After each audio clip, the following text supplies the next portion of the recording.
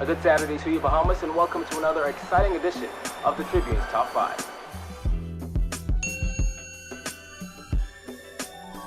Our fifth biggest story of the week comes from Prime Minister Perry Christie expressing his disappointment in the recent disconnection of electricity to primary schools in Grand Bahama. He called that action unchristian. On Monday, Prime Minister Perry Christie expressed his strong discontent with the Grand Bahama Power Company for disconnecting electricity last week at all the public schools in Grand Bahama. He called the action, quote, unchristian and uncharitable. Mr. Christie also criticized the timing of the disconnection, noting that Report Card Day is one of the most important times in the school year for students, and said the lack of power had caused a major disturbance. Last Wednesday, power company officials turned off the electricity supply to some 18 schools which did not have access to power for 3 days after the government had failed to pay its bills. Mr. Christie said based on discussions he had with the company's chairman and CEO, the disconnection made no sense to him. He said, quote, it is inconsistent with the kind of relationship we ought to have between ourselves, and it motivates the government to look at the big picture in our country as how to go about ensuring that our country avoids this kind of instance, end quote. Now, power was reconnected at the schools late last Friday. Grand Bahama Minister Dr. Michael Darville said the government made a payment of over $1 million to the company the same day. Atlantis is hoping its 10-year franchise deal with Marriott International will generate an extra 50,000 to 100,000 room nights per year, its top executive said, describing the agreement as the most significant tourism stimulus for the Bahamas this decade.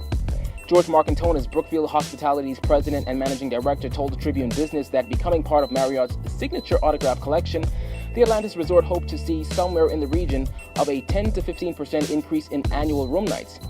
He confirmed that Marriott's $100 million loan to Atlantis was part of the latter's $1.9 billion refinancing concluded earlier this week, while access to the former 45 million strong global customer base was not a kick in the pants. The agreement, designed to benefit both parties, gives Atlantis direct access to the 45 million customers in the Marriott reservations database. The Paradise Island Resort will also become part of the latter's global sales, reservations, and distribution network and its frequent traveler program. From Atlantis' perspective, the deal is a strategic partnership engineered to drive more tourists and especially group business to it. The benefits from the alliance with a strong world-leading hotel brand should, in theory, show up in all its financial performance indicators and the bottom line. Atlantis will also retain its name and brand identity, remaining an independent destination resort owned by Brookfield and managed by Mr. Marcantonis and his team. As for the Marriott, adding Atlantis to its 60-strong autograph collection of lifestyle hotels will enable its rewards members to earn and redeem points in the Bahamas for the first time. Our third biggest story of the week comes from a young woman and her mother who claims they were the victims of police brutality. A woman is threatening to sue the Royal Bahamas Police Force, claiming she was attacked by 3 plainclothes police officers in her home on Saturday morning when she was completely naked. Laurel Strawn told the Tribune she was left embarrassed and bruised after the officers barged into her home off Johnson Road, allegedly without a warrant to search for someone who doesn't even live there. Jaquay said she was sitting in the living room with her cousin, her sister, and her baby's cousin when the officers allegedly broke down the door around 11 a.m. last Saturday. She said the officers barged in and never even identified themselves as police officers. At one point, the attack got so violent, she said, quote, I refused to move from the door because my mom was in the bathroom. He threw me down and the other officer tried to hold me down. He was choking me and tried to cuff me, and I couldn't breathe. So I screamed to my mother that I couldn't breathe, and when she came to the door, she still had a towel on, and they pushed her and kicked her to the floor, and the towel came off, and she was naked, end quote. Jaquay said she was eventually handcuffed but ran to a neighbor's apartment a few feet away to beg them to call the police. She said she stayed there until she saw a police car she recognized. Well, the mother and daughter were eventually arrested and held for 48 hours. Attorney Christina Galanos has offered to represent the pair free of charge. American diplomats on Thursday defended the controversial U.S. Department of State's 2014 investment climate statement on the Bahamas as government officials present and past strongly criticized it for its lack of balance and empirical evidence. The U.S. Embassy statement said every effort is made to present accurate and complete information, dispelled suggestions the report was prepared by a Bahamian, and stressed that non-Americans have a very limited, if any, role in the preparation of such documents. Well, earlier this week, Prime Minister Perry Christie expressed his disappointment with the report, saying the authors used only what opposition sources were saying and did not give an objective assessment of the Progressive Liberal Party government. According to Mr. Christie, the report was, quote, puzzling, but it caused him to reiterate that better days are ahead for the Bahamas. The U.S. State Department's report released late last week pointed directly at the PLP's campaign promises, which they labeled as unfulfilled. The report also spoke of corruption in high and low places in government. Now, this report also spoke about government-issued contracts, which they called problematic.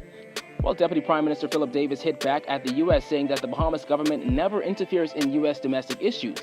He said, quote, "That's something I need to speak to them about." Mr. Davis added that he approves of the government's procurement processes, suggesting that concerns exist because of the competitive nature of contract bidding. Now, our biggest story of the week comes from a company that's no stranger to the Tribune's top 5. We're talking about BEC. On Thursday night, an island-wide blackout left thousands of customers without power following generator failures at both BEC's Clifton Pier and Blue Hills plants. It caused great distress for residents who sought respite from the heat by driving around in air-conditioned cars and going to gas stations, while some ventured to the beach and fell asleep in their cars until power was restored. BEC Executive Chairman Leslie Miller, after several failed attempts, finally contacted the Tribune and said the outage was caused by a shortage to one of the high-voltage cables at a station on Soldier Road. That shortage, he said, percolated a problem at the Blue Hills plant. According to Mr. Miller, all of the engines at Blue Hills tripped, which then caused the load to shift to the company's Clifton plant. However, all of those engines failed as well, which means that for several hours, all BEC engines on New Providence were out of order. Now, that massive power outage lasted from 9:20 p.m. on Thursday until 2 a.m. for some and 4 a.m. on Friday for others, until the Blue Hills plant was back up and running. According to Mr. Miller, there is one major generator down at both the Blue Hills and Clifton plants. He said that right now things are, quote, very tight, and if they aren't resolved as soon as possible, then BEC will have a serious problem. Now, there have been sightings of people on Thursday night sleeping outside on the roof of their cars, trying to stay cool. One woman whose picture began circulating on social media could be seen sleeping with her pillow and blanket on the folding table of a superwash laundromat. Atlantis and the one and only Ocean Club felt the brunt of the power outage as well. The Tribune understands that the Ocean Club Resort's backup generator ran out of diesel, leaving restaurant and hotel guests in the dark. Sources say restaurants at Ocean Club then had to comp the meals of restaurant guests. The Tribune also understands that hotel employees were also seen walking guests to their rooms with flashlights. Now, Mr. Miller said BEC is flying in 3 experts on Sunday to do assessments and advised how best to fix the problem.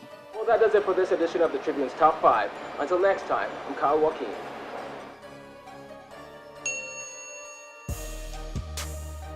For full details on these and other stories, visit the Tribune242.com or our Twitter page at Tribune242.